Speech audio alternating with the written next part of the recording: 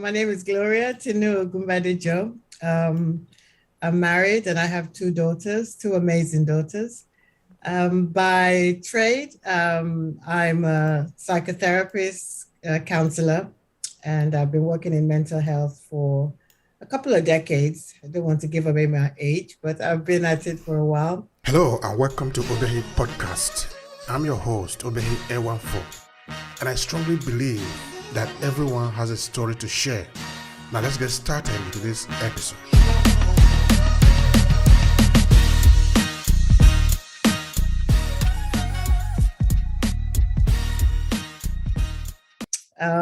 I recently became an ordained minister and working independently in terms of not necessarily attached to any church, but my ministry is working with young people and people who still have faith, but might not necessarily go to church anymore. So that's my target group.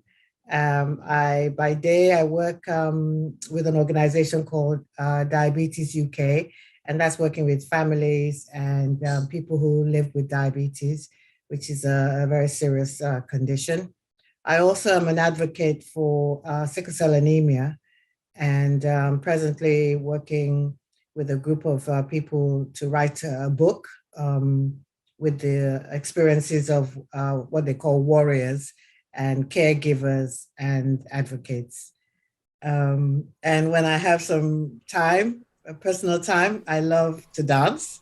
I love classical music, jazz music. I love That is watching. absolutely fantastic. You asked me about myself. That is great. The conversation just now for our audience is that we are going to be talking about mental health in the African community, in the African diaspora community. And for some strange reason, this is something that we don't talk about often, even though it affects us a lot. Because we are just like every other human being. It affects every people in this world. So it is good that from time to time we also talk about it. The first thing I would like to ask you is why don't we talk about it a lot? Or is it me that it's just having the feeling that we don't talk about mental health as much as we should? Thank you for that question. It's a great question. I think we've been there are lots of reasons why we don't talk about mental health. And unfortunately, a large percent of it has to do with fear, how we've been socialized, our religious beliefs, tradition, culture. But all of those things have worked hugely against us because that fear about saying you have issues around mental health, that fear around that, what it has done, it has made people hide when they're struggling, whereas there's certain things that could easily be done to support people with mental health problems. I always say one of my favorite quotes is that you don't have to be mad to have mental health problems. Mental health is part of general well-being. We have physical health, and we have mental health. Where if your physical health is in trouble or is failing, you go and get help for it. Similarly, you may have pressures and stresses of life that can at times create problems with mental health, and it's nothing to be ashamed about. It's nothing to be afraid of. And because we have these beliefs that the traditional idea of someone with mental health is a crazy person running down the street naked. But in reality, all of us go through some level of distress. It's on a continuum, from one end to the other, where the issue of mental health. There may be periods in your life where your mental health is really at a low ebb, or you're under huge amounts of stress, which in this day and age, the percentage of people who are really struggling with their mental health has quadrupled, and we see it in how people behave. There's self-harm, and self-harm is not only about maybe cutting yourself. It's overeating, over drinking, being promiscuous. There are all kinds of things which represent self-harm that people don't realize. And people behave, in ways that cause harm to their family, without realizing it's because they're going through a period of difficulties with their mental health. So that's just a snapshot. And I think the attitudes really need to change. Otherwise, we're going to create generations of people who, this thing about generational trauma, generations of people, our young ones, we just have to look at them now, with social media, that's a whole section of mental health issues that social media is creating, the pandemic, so there's just so much that at the moment is happening to create huge problems with our mental health. So we really need to get a grip and stop thinking of mental health as some strange thing that happens only to certain people, or it's, somebody has put some, juju or magic and all that nonsense that people associate with it. We have to understand that mental health is nothing to be ashamed of. And sometimes intervening, with very quickly, with a certain difficulty that you may be going through within your life, intervening very quickly, people being able to say, look, I'm struggling, I'm feeling depressed, just being able to talk about it without shame, you'll be surprised, can reduce that difficulty and create a more healthy state of mind. So yeah, we need to talk about it. So thank you for bringing it up. Thank you so much. I appreciate that. Just so we can have a little context in it, I was reading some posts before we started the interview. I was going through something like this. About the statistics of what is going on within the diaspora community, whether you are looking at maybe the US or UK, or just look at the African in general. It means that what we are talking about is not some kind of isolated cases. It's huge. It's really huge in the community. I don't know what is your take on that, because I look at it to be something really serious. No, we don't need to sweep it under the carpet. I mean, without being over dramatic, it's an epidemic. It's an epidemic because from where we were 2, 3, 4 years ago to where we are now, there's an explosion of mental health problems. Suicide is on the increase, men, young people, and that comes from the impact of social media. People are behaving in the most outrageous ways, and it's not just young people, it's their parents. So social media has created its own mental health epidemic. Then that's been compounded with the couple of years that we've been in the pandemic, and what that has, the problems that has also created. It's increased domestic violence. It's increased, again, the level of suicide with young people. So where we are right now, mental health is massive. And in the West, there's an acknowledgement of it. There are new programs being turned around. I mean, everywhere now, the mental health programs to support people across the board, because we're in trouble with it. So the West has always had a more open-minded view around mental health, even though there's still stigma, even in the West, but at least there are places that one can go, to get support. And that is, the governments here are throwing money at it now, because they know, as far as the workforce, they're going to have even more problems if they don't address it. So where are we in Africa? What are we doing? Is there any kind of acknowledgement? I know there are more organizations coming up, beginning to try to work around mental health, but it's something that within the families themselves have to be comfortable to allow themselves, their children, to be able to talk about it, with a little bit more compassion and empathy and understanding about what mental health is, and moving away from the old stereotypes and misinformation, around mental health. We have to come away from that, ridiculous image we have of the person, who has mental health, which is nothing to do with us. We all have mental health. And saying mental health, as soon as you say mental health, I remember I was doing I used to write for the Punch newspaper in Nigeria. I wrote for 10 years on mental health. And when I first started, people said, you can't, I said I wanted to call it mental health matters.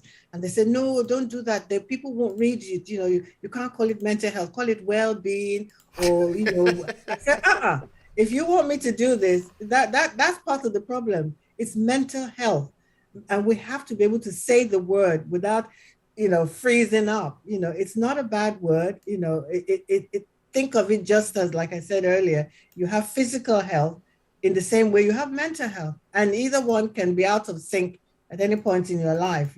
So from being warned against it, I ended up spending 10 years writing about mental health, which was quite an eye-opener that people, and that was 10 years ago, people were ready to hear about it. They were curious. People were sending messages, letters, so there is an appetite, to understand it, but there's still a lot of stereotype and fear that we really have to work hard to overcome.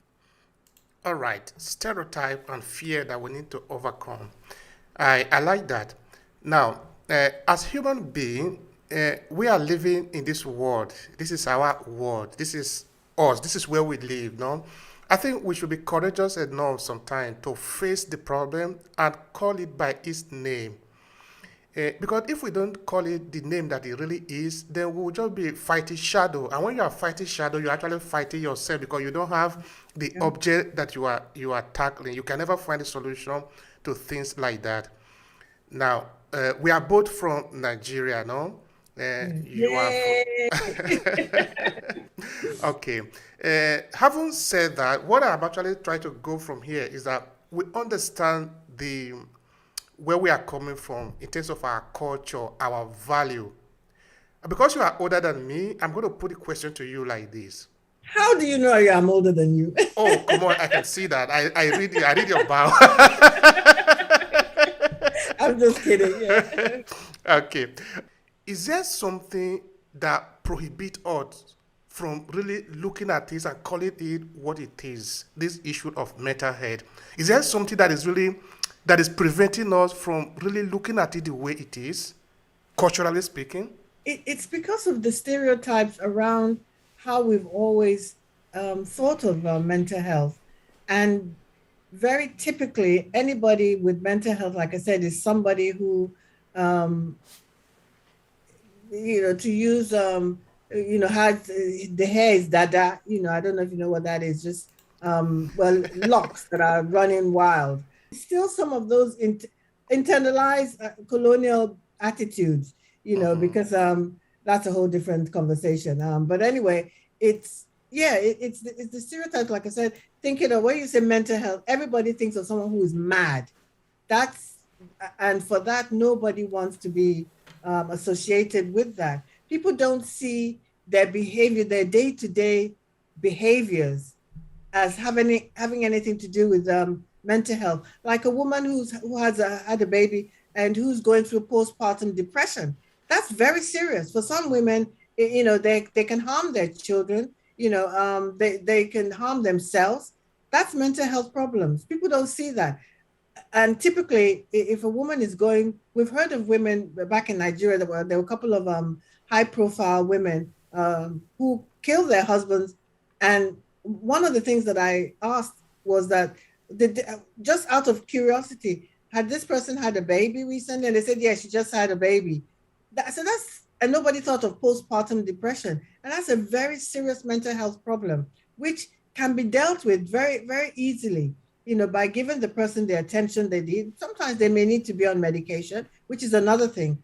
People have this fear of being on medication for mental health. It can be the difference between life and death, for some people. And it just for a period of their lives, they need the attention. If they don't get it, it can then, develop into something quite serious and become, a real psychological, psychopathic problem. Mental health is something that if it's not addressed, and it's allowed to fester, some people can come back from it, by themselves. but some people actually need intervention. And it's that understanding that for somebody to say, I'm struggling, a lot of times people don't have the language, they don't know what's going on. And that's where if family recognize or are open to, okay, what's happening with you? I see your behavior has changed, you're sleeping more, or you're not sleeping, you're eating too much, or you're not eating. There's certain things. It's just having the mental health awareness. I think we really need, serious campaigns where we can talk about it.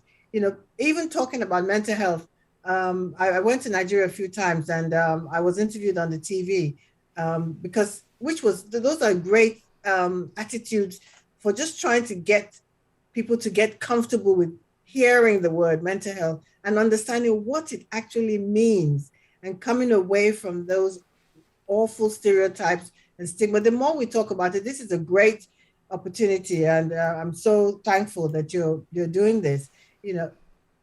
Being able to people to hear, what mental health actually means, and not to be afraid of it, and even then think about their own lives and periods of their lives where they feel, we use expression. English language is great. It says, I feel on the edge. I don't feel myself. I feel, I'm of two minds.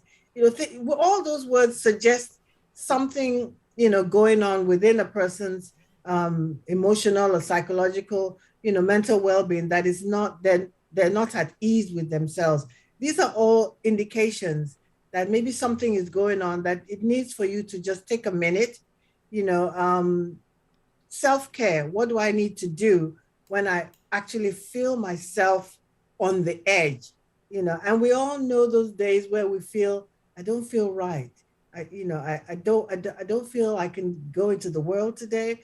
I'm really edgy.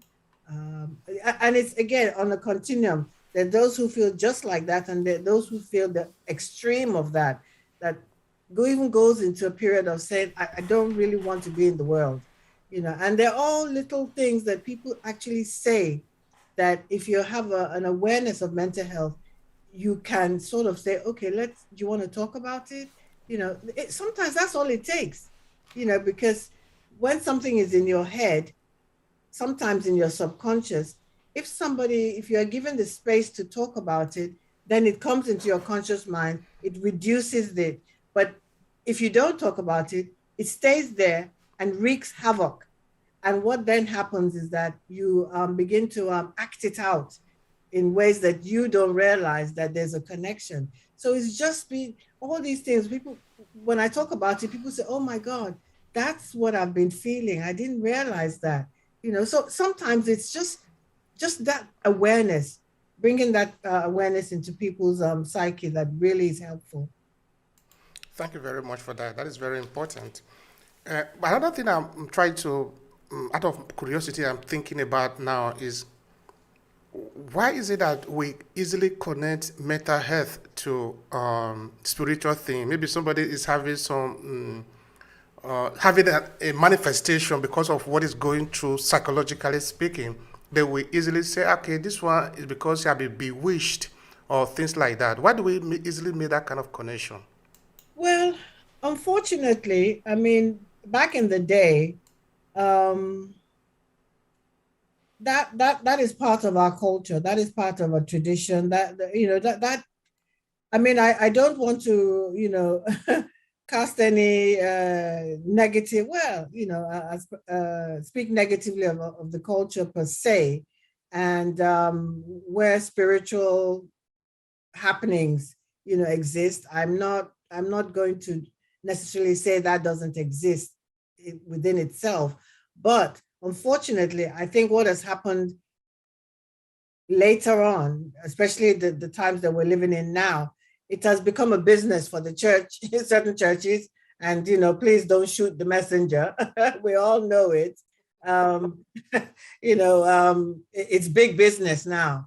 And because people are in such desperate situations, people are struggling with mental health, um, serious mental health problems based on the stresses in their lives, real life health issues.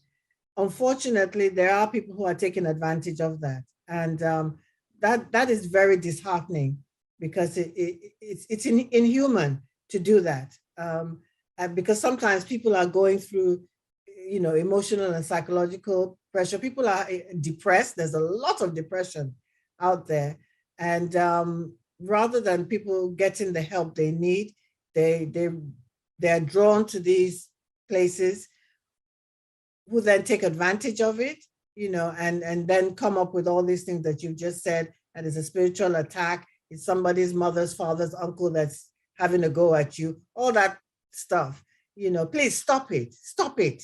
We're killing our people with that stuff, and like I said, there will be people who will, not be happy that I said that, but it's the truth and we know it. Thank you for that. You see, we really must be courageous to say it. This is truth. We know that.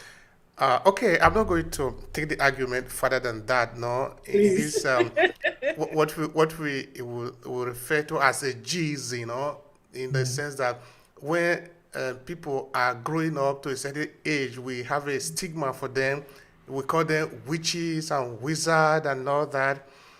But we forget that you that is a younger person, you refer it to another person as a witch or wizard, that very soon you will also become old. People will also call you witches and wizard, you know, and then you are responsible for the problem of the society, whether you are supposed to be a treasure for the society because you have gone through a lot to be able to grow to that age. You were supposed to be there to give advice to people and all that. Okay, like I said, I don't want us to trade And that. one other thing Yes, quickly. please. I mean, we used to be a people who respected and revered our elderly. It was more the people in the West that sort of threw away their older people. We were people who really, our older people were seen as elders, who had wisdom. Unfortunately, like you said, we see how in some for some people the older people are being cast aside. And something that people are not understanding is that with a lot of older people, there is dementia that we don't understand as dementia. And that's why, for some older people are cast aside and seen as crazy and mad, but they may be going through, dementia, which again is a mental health, condition that affects older people. They're not witches, they're just going through a natural human mental health problem that comes up for older people at times. Thank you for that. All right, now let me take a step even backward now. How did you even get started with this project, with this mental health, the sector? How did you get involved in it? How did you get started? Yeah. When I think back, it really happened very organically, in the sense that from a very young age, I seem to have the capacity to attract people to tell me their problems, people from a young age. And when I did start thinking about my career, I I initially in university I did business management, and I really don't know why I did that because I have no business inclination whatsoever. But I like to spend, but I don't have business anyway. When I finished that, I found that I wasn't excited with my qualifications, and then I started writing for newspaper in Nigeria. I started with Vanguard, and then I was with the Guardian. I did, and then Punch, and I found that very quickly people were sending me messages, asking me different things and asking me to, give them advice about different things. And something started stirring. I think that's where it really started stirring within me, that real desire and passion to support people, emotionally. And then when I came to the UK, I trained in counseling. And when I finished as a counselor, my tutor or mentors will say, look, you have something, you have a gift with this thing. Why don't you pursue it even further? And I said, okay, I'm curious about it. I'm excited about it. And then I trained to be a psychotherapist, went 4 years in that training. And at the end of that, with that qualification, I then could practice as a mental health worker. So really, that's how I got into it. And then I did some work with women in prison, which was the period where Nigerian women were mules, considered mules. And then I was working with the women in prison, and through talking to them, beginning to understand that a lot of them were traumatized, a lot of them had mental health problems, a lot of them were depressed. So my interest was really heightened at this stage. I worked with an organization called AMWA, Kinamamawa Africa, and our work took us to Amsterdam, to Italy, see the Nigerian women who were there, and the women who had been trafficked to Amsterdam in the red light district. And all of these women, there was all a theme. They were all women who had mental health problems. They had been abused, they had been, raped, there had been, a whole range of things that, people, even they themselves didn't understand as part of what might have been driving some of their own behavior. So at this stage, it then became my work. This was then something working with women, and particularly my interest was with women of color, and even more focused African women. So that's how it all sort of started. That's interesting. And that is also a deep story of itself, no? The journey that African women go through here, the Nigerian women also in this case, no, in Europe. What do you think the people need to know? I mean, the people in the diaspora community about the argument we're having today, mental health. Well, just really being open to understand your own mental health, what mental health means to you, taking stock of how you feel on a daily basis, understanding that if you're struggling, if you're finding that there's a stage in your life where, or a period in your life where you feel under huge stress, and how that stress is manifest, if it changes your behavior on a daily basis, if you find yourself really struggling. And there's some basic things, like I said, if you find that your sleep is interrupted or disturbed, or you're waking up very early in the morning, not sleeping, continuously, waking up, constantly early, not being able to go back to sleep, problems with like I said, eating too much or not eating enough, just generally, struggling with daily life, take a minute, find out, number one, within your domestic setting, if it's your husband or your wife, talk to them about how you're feeling. And each person, the husband and the wife, be open to hear what they say. Really listen to what they're saying. We need to create an atmosphere where people feel safe to talk about it. Because if you're ashamed or you feel you're going to be judged, these are all things that shut people down, where they just say, okay, they have to just deal with it and do whatever. Sometimes it's even things like spending money that you don't have. Sometimes women think, they just like nice things. But if you find that, that has become a source of, using spending as a way to cope with difficult feelings that you're having, it's all part of the symptoms of what people do. Coping, what they call coping strategies. There's so many coping strategies. People use drinks, alcohol, drugs, overspending, all kind of abusive behavior. There's so many things that people use to cope. And sometimes coping strategies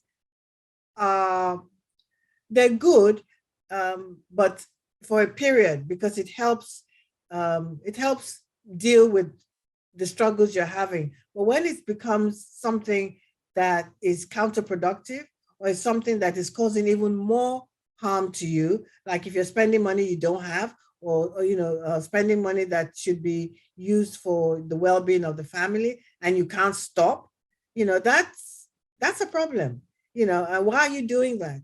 It's like people who overeat sometimes. It's like you're trying to stuff the problem down, push it down, but it's going to come back up again, and it'll come up in ways that you're not aware, because and that's where domestic violence comes in for men and for women, because men are abused by women too. So there are so many symptoms, that give you a sign that something isn't right, and it's being able to either one, yourself understand that, okay, I'm doing my behavior is causing more harm to me and to people around me. What's going on? And people just being able to communicate with each other. We have to be able to listen to one another. Or if the family is noticing another family member behaving in a particular way, call a family meeting, make the person feel able to open up, not accuse them, just, okay, what's going on? We noticed this, we noticed that. How are you feeling? Just to create an atmosphere where people can talk, because it's all about the communication and being compassionate, being empathetic. It makes a big difference. And for some people, when I was doing one-to-one counseling and therapy, people who have been condemned, within a 6-week period of doing counseling or therapy, they're back to their normal selves again, which if they didn't have that intervention, it could have progressed into something worse.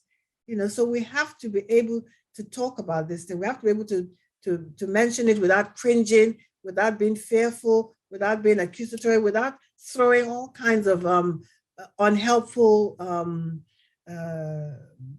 stigma onto mental health. Mental health is what it is. It's just similar to physical health. If you think of it that way, if someone has cancer or any kind of illness, people don't, condemn them. The same way our mental health is under huge stress at the moment, so we have to be more kind to ourselves and be able to listen to each other. We have to be kind to ourselves. That is very important. Now, are there some causes? I know that, okay, we are looking at the human being, and the human being is a very complex machine, Yeah. All right. Are there some causes that we can say, okay, these are responsible for mental health that have become very alarming today in the society? I mean, the African diaspora community, as it were. One word for that: social media.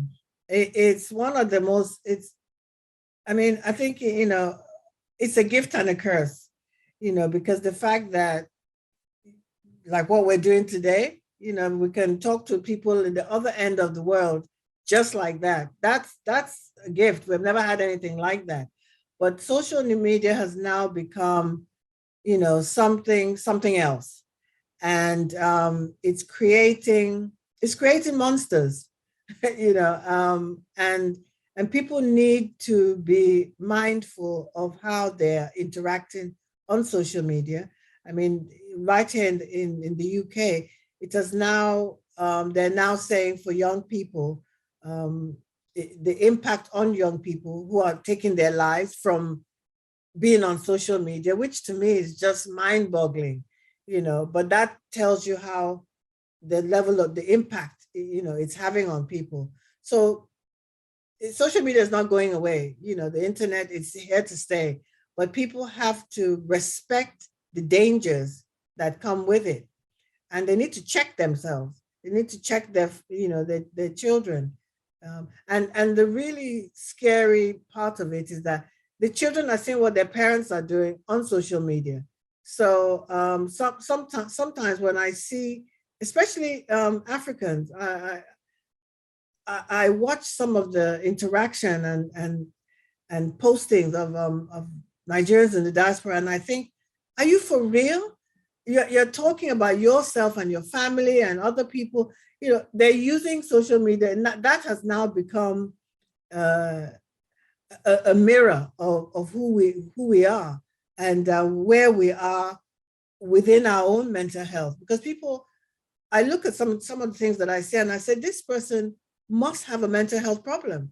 You can't expose your life and yourself in this manner and not know that there's a problem with that, or the kind of things that you're talking about to the world. It should be something that you should keep within your own household, so that people have lost their inhibition. Anything goes, and so in that respect, that is a big issue, as one of the causes for real serious mental health problems.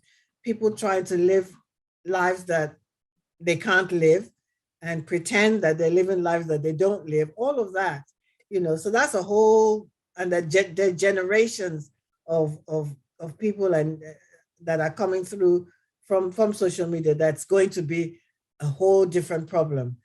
But I think the other thing is relationships. How people interact with one another, either romantically or just as a family. The relationships people are having with one another. People have to be able to notice, like I said before, when somebody is acting out of character, and not see it as something to post on social media. This is funny. Everything is click. Everything, people have lost all sense of humanity. That this is not something that to laugh about. This is not something to. It's not entertainment. This person is struggling with something, and you are encouraging them to continue in that vein. So we've lost something, that, and I like to use the word humanity, a sense of humanity for one another, that we really need. And as Africans, that's one of the God-given things that we have, that humanity that we really must protect.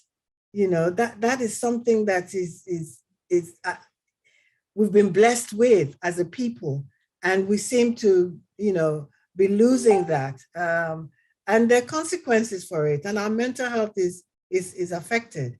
So as far as causes, there's so many potential causes for mental health problems, and I think just raising awareness. The more we talk about it, the more it comes into our consciousness, and we become more, conscious about it, and thereby being able to maybe, explore it a bit more.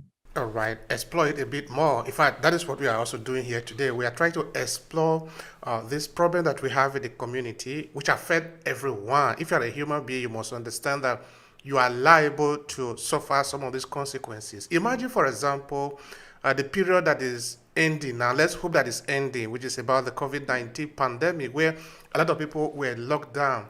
I remember that I started an interview series where I talked to a whole session of African diaspora, try to understand, what are you feeling? How is it going on with you? Because it had never happened before that everything is locked down.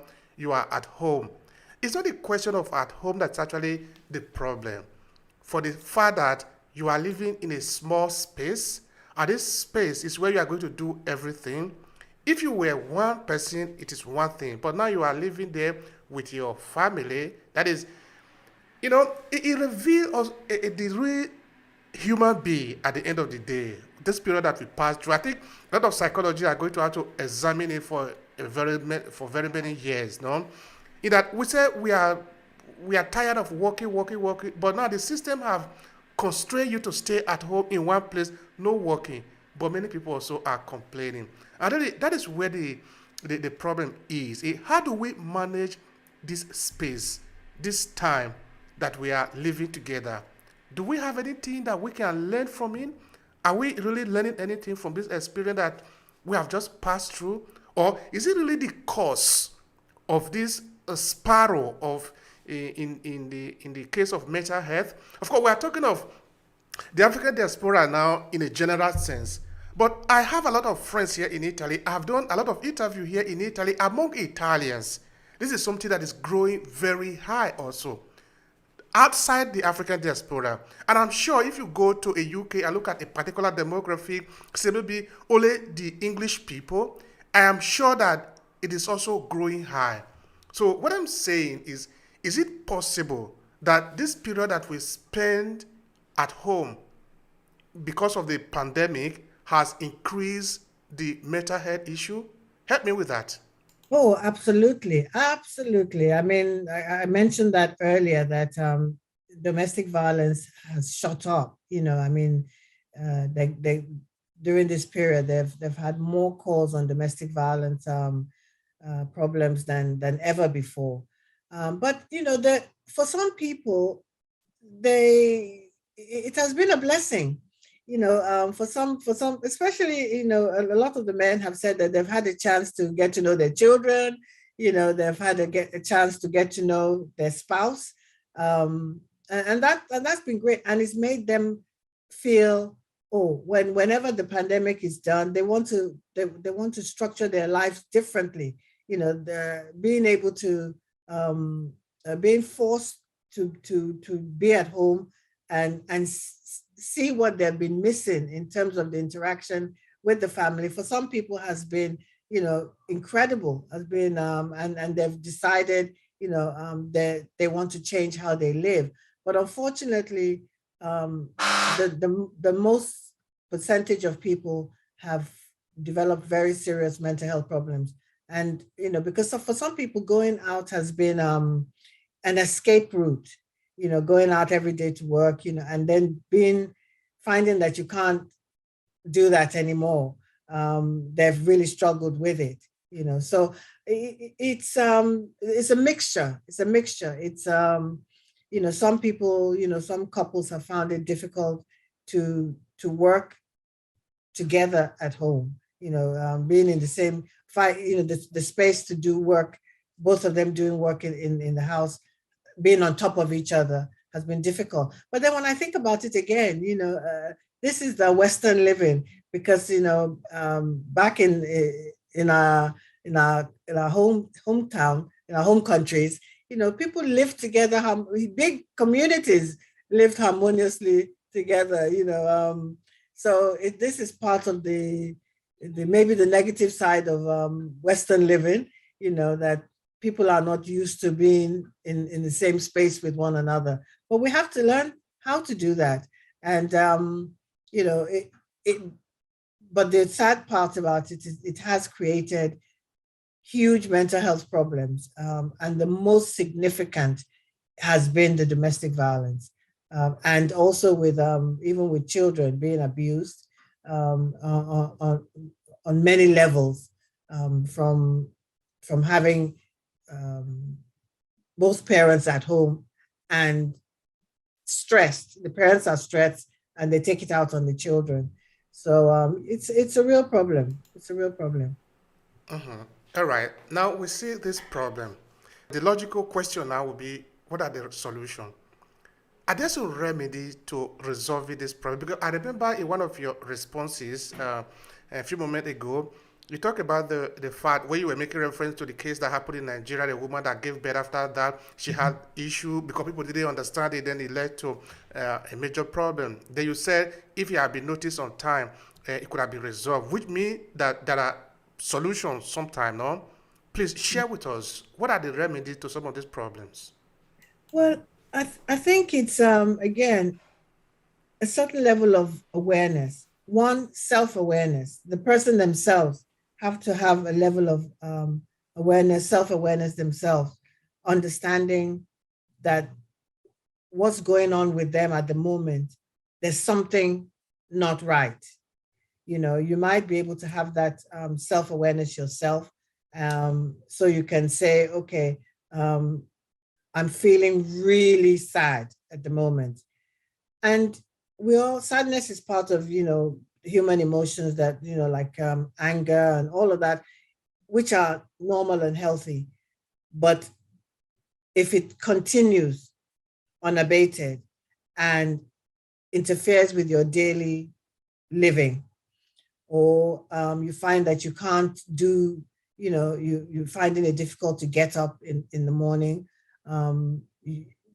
you finding it, like I said, the same things that I mentioned before, your eating is being interrupted, you're not sleeping well, if it happens after maybe a bereavement or you're grieving, again, those are normal responses and are healthy when you're going through a grieving period. The stages of grief is if you get stuck in one of those periods, like there's the anger, there's the denial, there's all of that. If you get stuck in one of those stages and it goes on for a prolonged period of time, then something else is going on there. So that's with loss, bereavement. But then as generally on a daily basis, we may go through a period where I say, I'm feeling we use the word depressed. I'm feeling depressed. It may just mean you're feeling sad.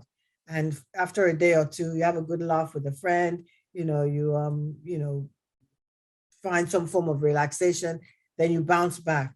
But when you don't bounce back, when you find that it's going on for a long period, then one, if you have enough self-awareness yourself, that's when you say you talk to your partner, or you talk to a friend, or you talk to if you have access to healthcare professionals, if you're in the diaspora, hopefully you have more easier access to mental health care. You have to be able to step up yourself, and seek help, just to be able to, sometimes, like I said, you can book in for consultation or book in for a counseling session, and it's nothing to be ashamed of.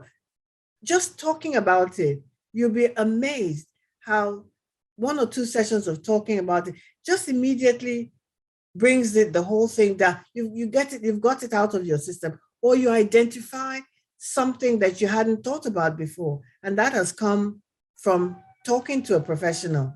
They've helped you examine something that you might not have considered before, that you can then, work on.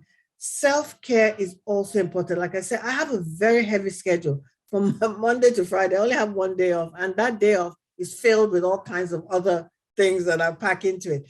But I also know when I've got to my limit, or when something is feeling, a little bit difficult emotionally or psychologically. I like I said, I love music. Music is one of my greatest sources of therapy.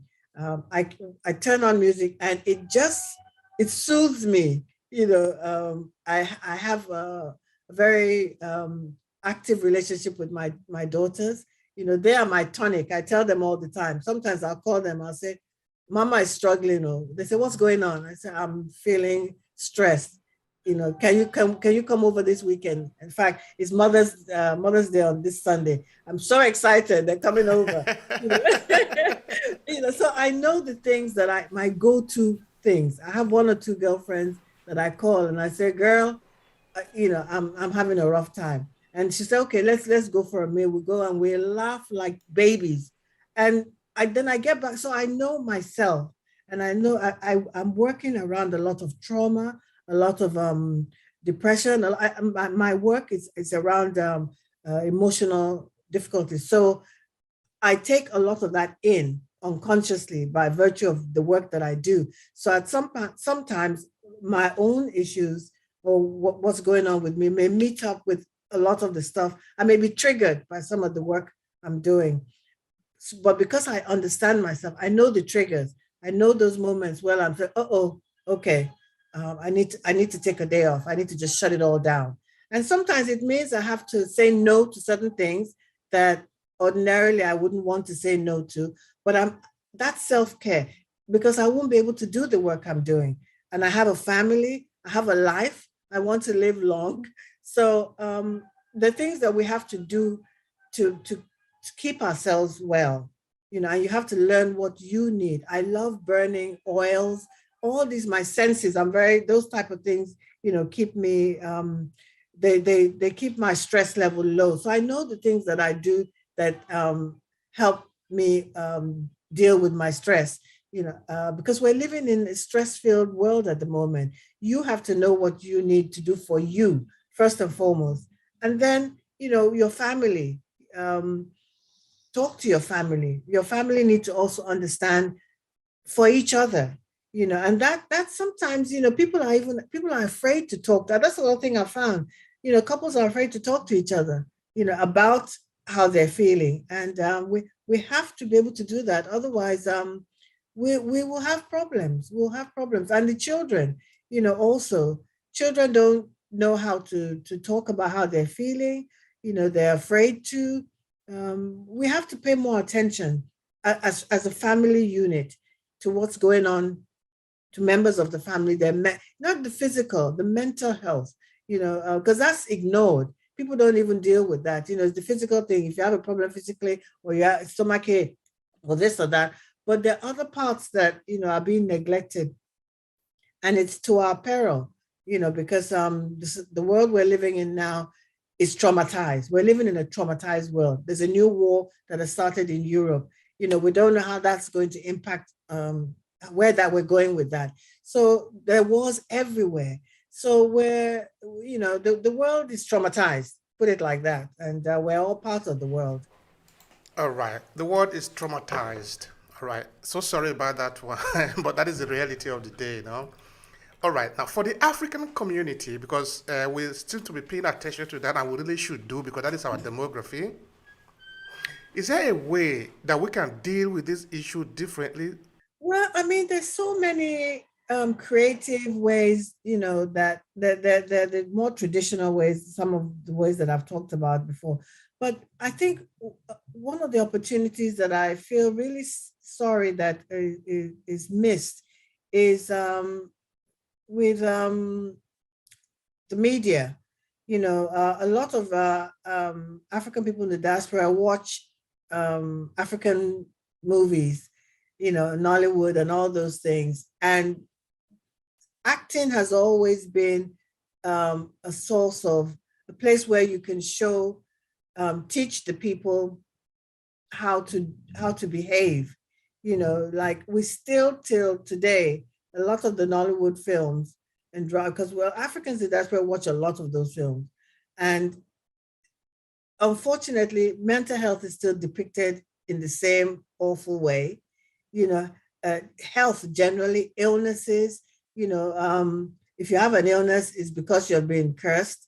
If you have, mental illness, again, you've been cursed. So we're not moving the narrative forward. We're not teaching, I would love, that's such an opportunity to show mental health in a positive light, to show it as something different than, all the negative stereotypes and myths that we have. I really, truly wish that we were able to use those, because people spend so much time watching those things. And it just, what's the word now? It just increases, I was thinking of a different word. It exacerbates, or it makes the story or the issue of mental health, it keeps it in a particular, keeps it on the darkness around mental health. It keeps it there, and I just feel that that's a lost opportunity. So that's that. Again, it would be real. Like I said, what you're doing here is amazing, and the more we talk about it, the more it becomes something that we can talk about, something that is not taboo. Because mental health is still, I mean, even in the West, mental health is still, like I said, there's still some stigma attached to it, but like there's more discussion and conversation and awareness programs about it going on all the time. So people feel more comfortable to get help. But the more we talk about it, the more people will begin to see that it's something that we shouldn't be afraid of, and it's something that is part of our lives, And it's something that in order for us to live the best quality of life, we need to pay attention to it, and it's just conversations about it that I think will make a difference, as with everything, things that were taboo before, the more they talked about, the more it becomes part of daily conversation. And hopefully, people can then begin to, look for the help that they need for when they need it, and know that having mental health problems, again, I said it earlier, you don't have to be mad to have a mental health problem. And for a lot of people, it's very temporary, and we go through, and once you have a sense of understanding and awareness about it yourself, you recognize when it pops up, okay, I'm going through a period of something, and it may be attached to, because people, for women also, their daily cycle. There are women who suffer very severe PMT, which is the menstrual cycle every month. And for some women, it can be so severe that it can cause very serious mental health problems for that period. They do very destructive things. Some men will tell you that for certain periods of time every month, their wives become lunatics and they don't understand what it is. And it's part of mental health issues, that's how they're affected during that period. So again, rather than see it as, okay, the woman she's just mad for 5 days in the month, talk to her. What are you feeling? What do you need?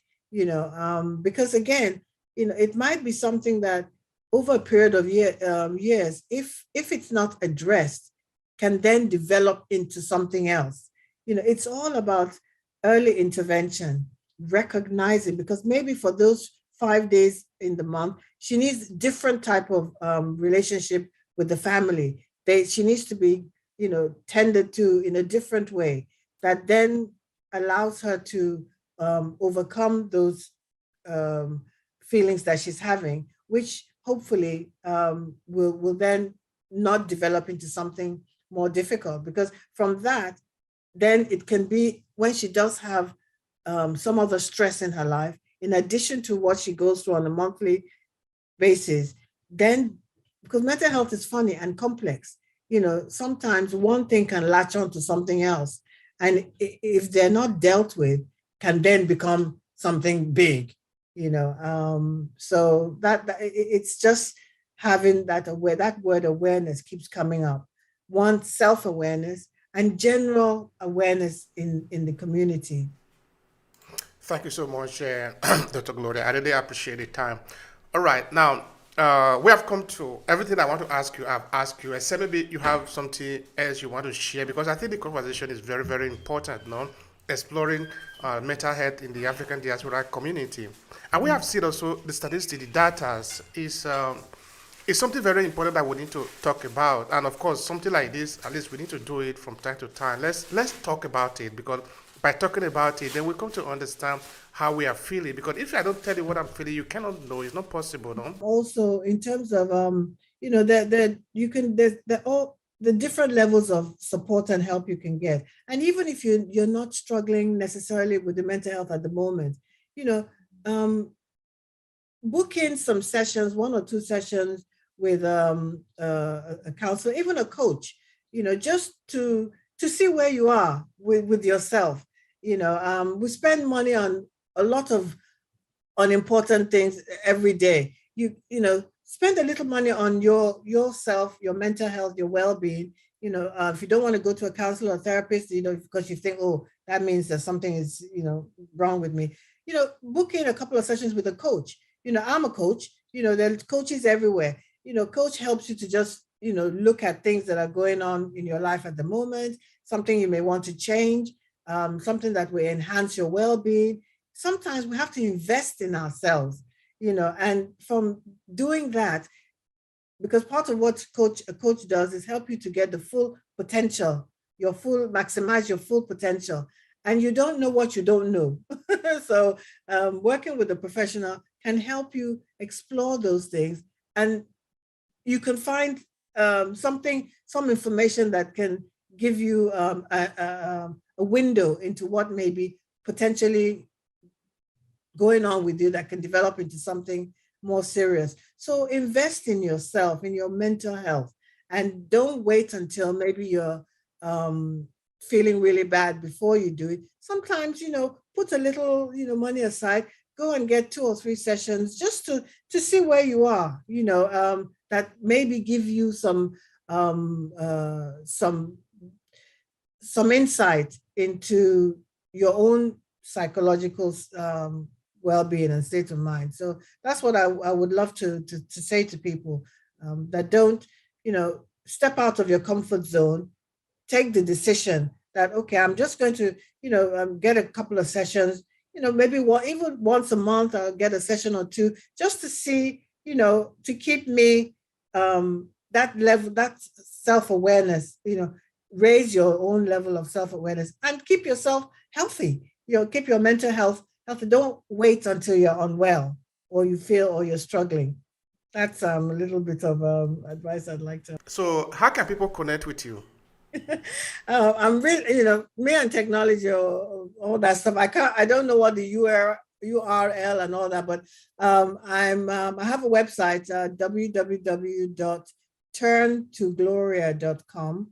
And that's my website that will tell you all the work that I do and how you can reach me. So that's www.turntogloria.com, all one word. And you can find me on Facebook. I'm on LinkedIn and Instagram. Just type my name, it'll come up. Thank you so much. I really appreciate it. It has been a pleasure on my part. It's been a joy for me. Thank you. Thank you so much. If you enjoy this podcast, make sure you subscribe so you never miss any of our future episodes. Rate and review Obehi Podcast and share with your friends who might need it. I remain Obehi Ewafo. Thank you so much for listening and talk to you in the next episode.